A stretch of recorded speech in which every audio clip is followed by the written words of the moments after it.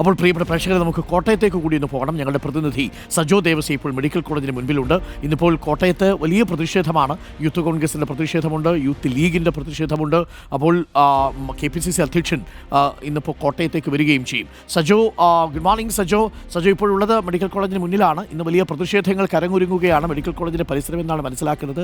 പ്രതിഷേധം യൂത്ത് കോൺഗ്രസ് മന്ത്രിയുടെ രാജി ആവശ്യപ്പെട്ടുകൊണ്ടാണ് നടത്തുന്നതെന്ന് അറിയുന്നു. എന്താണ് നമുക്ക് അവിടെ നിന്ന് രാവിലെ നൽകാനുള്ള കാഴ്ചകൾ? ഒരുപക്ഷെ ആളുകളെല്ലാം ഒഴിഞ്ഞു നിൽക്കുമ്പോൾ ആ കെട്ടിടത്തിൻ്റെ അവസ്ഥ പ്രേക്ഷകർക്ക് കുറച്ചുകൂടി വ്യക്തമാവും. എത്രമാത്രം ഭീകരമാണ് ആ അവസ്ഥയെന്ന്, അല്ലേ Sajo? Doctor Arunkumar, good morning. ഈ വിഷയത്തിൽ വലിയ പ്രതിഷേധത്തിന് പ്രതിപക്ഷ രാഷ്ട്രീയ പാർട്ടികൾ, കോൺഗ്രസ് അടക്കം ആഹ്വാനം ചെയ്തിട്ടുണ്ട്. KPCC അധ്യക്ഷൻ സണ്ണി ജോസഫ് അല്പസമയത്തിനകം ഈ അപകടം നടന്ന സ്ഥലം സന്ദർശിക്കും. 11 മണിക്ക് യൂത്ത് കോൺഗ്രസ് മെഡിക്കൽ കോളേജ് ആശുപത്രിയിലേക്ക് പ്രതിഷേധ മാർച്ച് പ്രഖ്യാപിച്ചിട്ടുണ്ട്. എന്ന് മാത്രമല്ല, ഇക്കാര്യത്തിൽ എല്ലാവരും ചൂണ്ടിക്കാട്ടുന്ന ഒരു പ്രധാനപ്പെട്ട കാര്യം, ഒരു 1.5 മണിക്കൂറോളം രക്ഷാപ്രവർത്തനം യഥാർത്ഥത്തിൽ വൈകി. അതിലെ ആശയക്കുഴപ്പം എന്തു തന്നെയായാലും ഒരു സാധ്യതയുണ്ടായിരുന്നു ബിന്ദുവിനെയും ജീവിതത്തിലേക്ക് തിരികെ എത്തിക്കാൻ. അതും ഇക്കാര്യത്തിൽ സംഭവിച്ചില്ല എന്ന ദുഃഖകരമായ ഒരു കാര്യം. ഒരു കുടുംബത്തിൻ്റെ ആശ്രയമായിരുന്ന പ്രതീക്ഷയായിരുന്ന ഒരു വിളക്ക് കെട്ടുപോകാൻ കാരണമായി എന്നതൊരു പ്രധാനപ്പെട്ട കാര്യമാണ്. ഞാനിപ്പോൾ നിൽക്കുന്ന യഥാർത്ഥത്തിൽ ഒരു കോട്ടിയാട് പോലൊരു സ്ഥലമാണ് ഈ അപകടം ഉണ്ടായ സ്ഥലം. അങ്ങോട്ടേക്കുള്ള പ്രവേശനത്തിന് ഇപ്പോൾ മെഡിക്കൽ കോളേജ് അധികൃതർ വിലക്ക് ഏർപ്പെടുത്തിയിരിക്കുകയാണ്. അങ്ങോട്ടേക്ക് ദൃശ്യങ്ങൾ പകർത്തുന്നതിന് അനുമതിയില്ല എന്നാണ് നമ്മളോട് ഇവിടുത്തെ സുരക്ഷാ ഉദ്യോഗസ്ഥർ പറഞ്ഞത്. ഒരു നിമിഷം സജു, എന്താണ് അവിടെ നമ്മളെ അടക്കമുള്ള മാധ്യമപ്രവർത്തകരെ അതിന് പുറത്തുനിന്ന് ദൃശ്യങ്ങൾ എടുക്കാനല്ലേ നമ്മൾ ആവശ്യപ്പെട്ടിട്ടുള്ളൂ? നമ്മൾ വാർഡിൽ കയറണമെന്ന് പറഞ്ഞിട്ടില്ലല്ലോ. എന്താണ് അവർ പറയുന്നത്, അവർ സുരക്ഷാ ജീവനക്കാർ?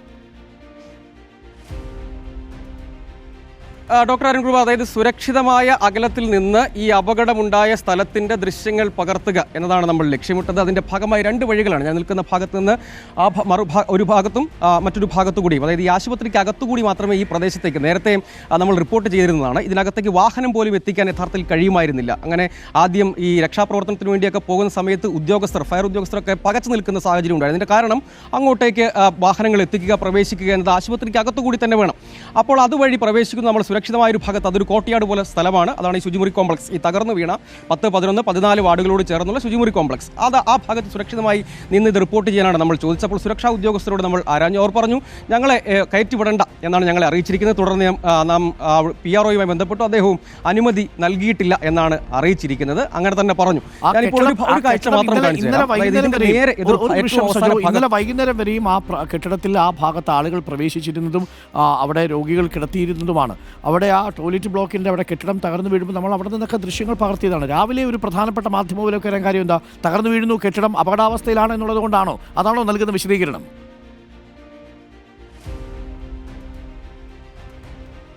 ഇന്ന്, അതായത് അങ്ങോട്ടേക്ക് അപകടകരമാണെന്ന് ആദ്യം പറഞ്ഞു. അങ്ങനെയെങ്കിൽ നമ്മൾ സുരക്ഷിതമായി മാത്രം നിന്നുകൊണ്ടാണ് ഇത് റിപ്പോർട്ട് ചെയ്യാൻ ഉദ്ദേശിക്കുന്നത്. ഇവിടെ വരുന്ന രോഗികൾക്കോ അതുവഴി കടന്നു പോകുന്നവർക്കോ എന്തെങ്കിലും പ്രയാസം സൃഷ്ടിക്കുക നമ്മുടെ ലക്ഷ്യമല്ല, അത് വ്യക്തമാക്കി. പക്ഷേ അപ്പോഴും അവിടെ ഒരു ഭാഗത്തേക്ക് പോലീസ് ഉദ്യോഗസ്ഥരെ നിയോഗിച്ചിട്ടുണ്ട്, മറുഭാഗത്ത് മെഡിക്കൽ കോളേജിലെ തന്നെ സുരക്ഷാ ഉദ്യോഗസ്ഥരാണ്.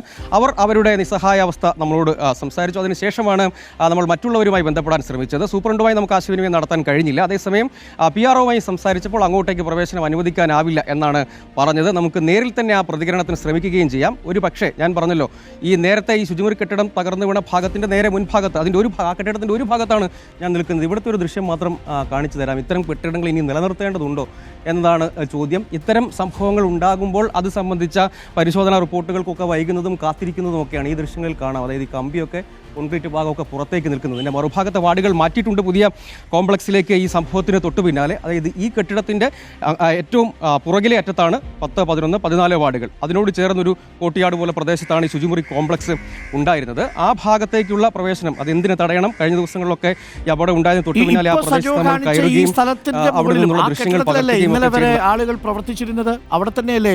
രോഗികൾ വന്ന് കിടന്നതും ഓപ്പറേഷൻ നടന്നിരുന്നതും ആ ഇളകി വീണ് കിടക്കുന്ന പാളിയുള്ള പ്രദേശത്തടക്കം. അത് മറുഭാഗത്താണ്. പക്ഷേ ആ കെട്ടിടത്തിൻ്റെ താഴ്ഭാഗത്ത് ഇവിടെ കടകൾ ഉൾപ്പെടെ പ്രവർത്തിക്കുന്ന ഒരു ഭാഗമാണ്. നമുക്ക് ഈ ദൃശ്യങ്ങളിൽ കാണാം. അതായത് ഇതേ കെട്ടിടത്തിൻ്റെ മറ്റൊരു ഭാഗത്താണ് ഞാൻ നിൽക്കുന്നത്. അതിൻ്റെ ബാക്കിയാണ്. അപ്പോൾ അതിൻ്റെ അകത്ത് കയറിയാൽ എന്തായിരിക്കും സ്ഥിതി എന്ന് നോക്കാം. ഇതുവഴി രോഗികളും മറ്റാളുകളും സ്ഥിരമായി ഇതുവഴി ആളുകൾ യാത്ര ചെയ്യുന്നതുമാണ്. ഫിറ്റ്നസ് ഇല്ല എന്ന് പറഞ്ഞ് മാറ്റാൻ ശ്രമിക്കുന്നത്. അതിൻ്റെ ഇടയിൽ ഇപ്പോഴും കടകൾ പ്രവർത്തിക്കുന്നുണ്ട് അല്ലേ? മെഡിക്കൽ സ്റ്റോറുകൾ അടക്കം. ഉണ്ട്. ഇതാ നമുക്ക് ആ ദൃശ്യങ്ങളിൽ കാണാം. നേരത്തെ കാണിച്ച ആ ഭാഗികമായി തകർന്നു നിൽക്കുന്ന ആ കെട്ടിടം തന്നെയാണിത്. അതായത് ഇതാണ് മാറ്റണം എന്ന നിർദ്ദേശം ഉണ്ടായിരുന്നത് പലതവണ റിപ്പോർട്ടുകളായി. അതിൻ്റെ ഭാഗത്താണ് ഈ സ്ഥാപനങ്ങളും കടകളും ഒക്കെ യഥാർത്ഥത്തിൽ പ്രവർത്തിക്കുന്നതെന്നാണ്. ആ ഭാഗത്തുകൂടി നേരെ എതിർഭാഗത്തുകൂടി അകത്തേക്ക്, അതായത് ഈ കെട്ടിടത്തിൻ്റെ ഭാഗങ്ങളിലൂടെയാണ് അകത്തേക്ക് പ്രവേശിക്കേണ്ടത്. അതായത് വാർഡുകളിലേക്കും മറ്റുമൊക്കെ പോകാനുള്ള പ്രവേശന കവാടവും യഥാർത്ഥത്തിൽ ഇതേ ബ്ലോക്കിൻ്റെ തന്നെ മറുഭാഗത്തു കൂടിയാണ് യഥാർത്ഥത്തിൽ അകത്തേക്കടക്കം പോകേണ്ടത് എന്നതുകൂടി നമ്മൾ യഥാർത്ഥത്തിൽ കാണേണ്ടതുണ്ട്. അതാണ് ഇവിടുത്തെ ഒരു സ്ഥിതി. എന്തിനാണ് ഈ കാര്യങ്ങൾ ഉൾപ്പെടെ ഇനിയിപ്പോൾ പുതിയ ബ്ലോക്ക് നിർമ്മിച്ചിട്ടുണ്ട്, അതിന് ഈ ചോര വീഴേണ്ടി വന്നു അങ്ങോട്ടേക്ക് മാറാൻ, ആ വാർഡുകൾ മാറുന്നത് സംബന്ധിച്ചുള്ള അറിയിപ്പ് രാത്രി തന്നെ അങ്ങോട്ടേക്ക് ഷിഫ്റ്റ് ചെയ്യുകയും ചെയ്തു. അതിനുവേണ്ടി ഇത്ര കാത്തിരിക്കണമായിരുന്നോ എന്നതൊരു പ്രധാനപ്പെട്ട ചോദ്യമാണ്. ഒപ്പം ആളുകൾ ഉണ്ടായിരുന്നില്ല എന്ന് പറയുമ്പോഴും യഥാർത്ഥത്തിൽ ഈ നിലകളിൽ, വ്യത്യസ്ത നിലകളിൽ ഒരു ഭാഗം മാത്രമാണ് അടച്ചിട്ടിരുന്നത്. മറ്റു ശുചിമുറികൾ യഥാർത്ഥത്തിൽ അവർ പ്രയോജനപ്പെടുത്തിയിരുന്നു, ഉപയോഗിച്ചിരുന്നു എന്നത് വ്യക്തവുമാണ്. അവിടെ ഉണ്ടായിരുന്ന കൂട്ടിരിപ്പുകാരുടെയും ഈ PROയും സൂപ്രണ്ടിന്റെ ഭാഗത്തുനിന്ന് ഗുരുതര വീഴ്ചയാണ് സംഭവിച്ചിരിക്കുന്നത്. അക്കാര്യത്തിൽ ഒരു സംശയമില്ല. 2016 മുമ്പ് 2012-13 മന്ത്രി തന്നെ പറയുന്നു കെട്ടിടത്തിന് ഫിറ്റ്നസ് നഷ്ടപ്പെട്ടു. ആ കെട്ടിടത്തിലാണ് ഇപ്പോഴും സജോ ദേവസ്യ പറയുന്നത് അവിടെ മെഡിക്കൽ സ്റ്റോർ അടക്കം പ്രവർത്തിക്കുന്നു. ഇന്നലെ വരെയും ശസ്ത്രക്രിയ നടന്നു. ഇന്നലെ വരെ 320 ബെഡുകളുള്ള 3-4 വാർഡുകൾ അവിടെ പ്രവർത്തിച്ചിരുന്നു. അവിടെ ആളുകൾ എത്തിയിരുന്നു. ഈ കാലപ്പഴക്കം ചെന്ന ടോയ്ലറ്റ് ബ്ലോക്കിലടക്കം ആളുകൾ ഇന്നലെയും പോയിരുന്നു. അത് തുറന്നു കൊടുത്തിരുന്നു. ഏറ്റവും മുകളിലത്തെ നിലയിലെ ടോയ്ലറ്റ് ബ്ലോക്ക് നമ്മളോട് തന്നെ കൂട്ടിരിപ്പുകാർ പറഞ്ഞതല്ലേ. ഇന്നിപ്പോൾ അവിടെ നിന്നുള്ള ദൃശ്യങ്ങൾ പകർത്താൻ പോലും നമ്മളെ അനുവദിക്കുന്നില്ല. ഒന്ന് ആലോചിച്ച് നോക്കൂ, എന്ത് ലോജിക്കാണ് ഇതിൻ്റേത്? അവിടെ ഏതെങ്കിലും വിധത്തിൽ അപകടമുണ്ടാകും എന്നുള്ള മുന്നറിയിപ്പ് ഉണ്ടായിരുന്നെങ്കിൽ ഈ മെഡിക്കൽ സ്റ്റോർ എങ്ങനെ പ്രവർത്തിക്കും? അതൊരു ചോദ്യമല്ലേ സജോ? അവിടെ മെഡിക്കൽ സ്റ്റോർ ഇതേ കെട്ടിടത്തിൻ്റെ താഴത്തെ നിലയിലല്ലേ ഇപ്പോൾ പ്രവർത്തിക്കുന്നത്. മറ്റ് ചില സ്ഥാപനങ്ങളും അതിൻ്റെ കീഴിൽ ഇപ്പോൾ പ്രവർത്തിക്കുന്നുണ്ട്. അപ്പോൾ കെട്ടിടത്തിൻ്റെ കാലപ്പഴക്കമാണെങ്കിൽ ഈ സ്ഥാപനങ്ങൾ അവിടെ പ്രവർത്തിക്കാൻ പാടില്ല. ആ സ്ഥാപനങ്ങളും എത്രയും പെട്ടെന്ന് അവിടെ നിന്ന് മാറ്റണം. മാധ്യമപ്രവർത്തകർക്ക് വിലക്കേർപ്പെടുത്തുന്നത് അത്ര നല്ല ഉദ്ദേശത്തോടു കൂടിയല്ല. കാര്യം ഈ ദൃശ്യങ്ങൾ ഇപ്പോൾ പകർത്തിയാൽ സ്വാഭാവികമായും മന്ത്രിമാർ ഇന്നലെ പറഞ്ഞത് അവാസ്തവമാണെന്ന് ഒരിക്കൽ കൂടി തെളിയും. അതിൻ്റെ ഒരു പ്രതിരോധമാണ് ഇപ്പോൾ PROയും അവിടെയുള്ള സൂപ്രണ്ടും എടുക്കുന്നത്. ഈ വീഴ്ചയുടെ മുഖ്യ ഉത്തരവാദി ഇന്നലെ സ്വയം അത് ഏറ്റെടുക്കുന്നുണ്ടെങ്കിൽ പോലും കഴിഞ്ഞ നാളുകളായി ഒരു മുന്നറിയിപ്പുമില്ലാതെ ഈ കെട്ടിടം അവർക്ക് സാധാരണക്കാരായ രോഗികൾക്ക് തുറന്നു കൊടുത്തതിന് ഉത്തരവാദിത്വം സൂപ്രണ്ടിനുണ്ട്. ആ സൂപ്രണ്ടിൻ്റെ ആരോഗ്യവകുപ്പിനെ നിയന്ത്രിക്കുന്ന ആരോഗ്യവകുപ്പ് മന്ത്രിക്കുണ്ട്. സൂപ്രണ്ട് പറഞ്ഞത് ആദ്യം തന്നെ മാധ്യമങ്ങളോട് പറയുകയായിരുന്നു ആരോഗ്യവകുപ്പ് മന്ത്രി ചെയ്തത്. രക്ഷാപ്രവർത്തനത്തിൽ അടിയിൽ ആൾക്കാരുണ്ടോ എന്നത് പോലും അന്വേഷിക്കാൻ കാത്തു നിൽക്കാതെ അങ്ങനെ ഒരു സ്റ്റേറ്റ്മെൻറ്റ് കൊടുക്കുന്നു. ആ സ്റ്റേറ്റ്മെൻറ്റ് തന്നെ അപകടത്തിലാവുന്നു. അത് വളരെ മന്ദഗതിയിലേക്ക് രക്ഷാപ്രവർത്തനത്തിലേക്ക് കൊണ്ടുപോകുന്നു. പിന്നീടാണ് മന്ത്രി VN വാസവൻ പറഞ്ഞതനുസരിച്ച് JCB അവിടെ എത്തുന്നത്.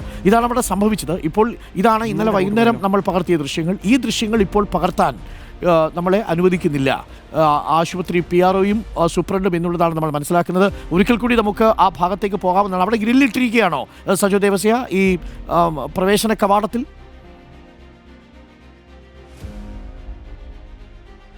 ഡോക്ടർ അരുൺ, അതായത് രണ്ട് ഭാഗത്തും അടച്ചു വെച്ചിട്ടില്ല. അങ്ങോട്ടേക്ക് രോഗികൾക്ക് പാസ് മൂലം നിയന്ത്രിതമാണ് പ്രവേശനം. അവിടെ സുരക്ഷാ ഉദ്യോഗസ്ഥരുണ്ട്. ഒരു ഭാഗത്ത് പോലീസാണ്, മറുഭാഗത്ത് മെഡിക്കൽ കോളേജിലെ തന്നെ സുരക്ഷാ ജീവനക്കാരാണ്. അവരോട് നമ്മൾ ചോദിച്ചു.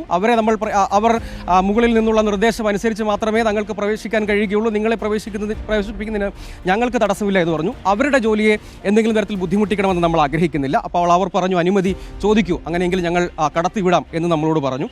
അപ്പോൾ സ്വാഭാവികമായി നമ്മൾ അതിനുവേണ്ടിയുള്ള ശ്രമം നടത്തിയപ്പോഴാണ് അവർ ഇങ്ങനെ അനുമതിയില്ല, പ്രവേശനം അനുവദിക്കാനാവില്ല, എന്തിനാണ് ഇനിയും ഇങ്ങനെ തടസ്സപ്പെടുത്തുന്നത്, അവിടെ കയറി കഴിഞ്ഞ ദിവസം നമ്മൾ റിപ്പോർട്ട് ചെയ്തതാണ്, എന്തെങ്കിലും പ്രശ്നങ്ങൾ ഉണ്ടെങ്കിൽ അവ ദൃശ്യങ്ങളിൽ വ്യക്തമാകും, അതിനെ ഇനിയിപ്പോൾ അതിൽ ഭയപ്പെടുന്നത് എന്തിനാണ് എന്ന് യഥാർത്ഥത്തിൽ അറിയില്ല. ഈ കെട്ടിടത്തിൻ്റെ കാര്യം തന്നെ ഞാൻ പറഞ്ഞല്ലോ, ഈ കെട്ടിടത്തിൻ്റെ കാര്യം തന്നെ ഈ ദൃശ്യങ്ങൾ ഒരു തവണ കൂടി, അതായത് ഇതിൽ കൂടുതൽ തെളിവ് യഥാർത്ഥത്തിൽ ആവശ്യമില്ല, ഒരു തവണ കൂടി കാണിച്ചു തരാം. അതാണ് ഈ കെട്ടിടത്തിൻ്റെ അവസ്ഥ.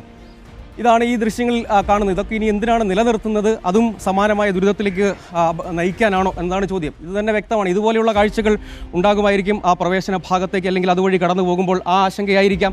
അതല്ലെങ്കിൽ എന്തിനാണ് കഴിഞ്ഞ ദിവസം നമ്മൾ ദൃശ്യങ്ങൾ പകർത്തിയ ഭാഗത്തേക്കുള്ള പ്രവേശനം തടയാൻ ശ്രമിക്കുന്നത്? ഏതായാലും ഞാൻ ഒരിക്കൽ കൂടി ഇത് സംബന്ധിച്ച് PROയുടെ അടക്കം അങ്ങോട്ടേക്കുള്ള പ്രവേശനം എന്തിനു തടഞ്ഞു എന്ന കാര്യത്തിൽ പ്രതികരണം തേടാൻ ഒരു ഭാഗത്തായതുകൊണ്ടാണ് മറുഭാഗത്തേക്ക് നീങ്ങി. ഇന്നലെ ഈ സമയത്തൊക്കെയാണല്ലോ ഇത് അടർന്നു വീഴാൻ വേണ്ടിയുള്ള ഒരു സാഹചര്യം ഒരുങ്ങുന്നത്. മാത്രമല്ല കനത്ത മഴയൊക്കെ പെയ്യുന്ന സമയത്താണ് 68 വർഷം പഴക്കമുള്ളൊരു കെട്ടിടം ഇങ്ങനെ നിർത്തുക. വലിയ കോൺക്രീറ്റ് ബീമുകൾ പ്രേക്ഷകർ കാണുന്നില്ലേ? ഇതിൻ്റെ അടിയിൽ മനുഷ്യർ കുടുങ്ങിക്കിടപ്പുന്നുണ്ടോ എന്ന് ഒരിക്കൽ കൂടി പരിശോധിക്കുന്നതിന് മുമ്പ് വന്ന് ഉത്തരവാദിത്വമില്ലാതെ ഒരു പ്രതികരണം നടത്തി മന്ത്രിമാർ എന്നുള്ളതാണ് ഇപ്പോൾ ഉയരുന്ന വലിയ പ്രതിഷേധം. അതിനേക്കാളും അപ്പുറം ഈ കെട്ടിടം ഇങ്ങനെ കഴിഞ്ഞ വർഷങ്ങളിൽ നിലനിർത്തിയ അനാസ്ഥയാണെന്നേ. 2012-13 കാലഘട്ടങ്ങളിൽ ഉമ്മൻചാണ്ടി സർക്കാരിൻ്റെ സമയത്ത് ഫിറ്റ്നസ് നഷ്ടപ്പെട്ടൊരു കെട്ടിടം 2014 സർക്കാർ പോലും 2021 ഇതുവരെ ആ കെട്ടിടം മാറ്റാനുള്ള ശ്രമം നടത്തിയില്ല. ശ്രമം നടത്തിയെന്ന് പറയുമ്പോൾ ഇന്നലെ പറയുന്നത് അവിടെ പഠനം നടത്താൻ ശ്രമിച്ചു തുടങ്ങിയവയാണ്. പക്ഷേ പണി തുടങ്ങുന്നത് 2021-ലാണ്. ഇതാണോ വേണ്ടത് എന്നുള്ളതാണ് പ്രധാനപ്പെട്ട ചോദ്യം. ആ അനാസ്ഥയ്ക്ക് നൽകേണ്ടി വന്ന വില ഒരു കുടുംബത്തിൻ്റെ അത്താണിയായ ബിന്ദു എന്ന വീട്ടമ്മയുടെ ജീവനാണ്.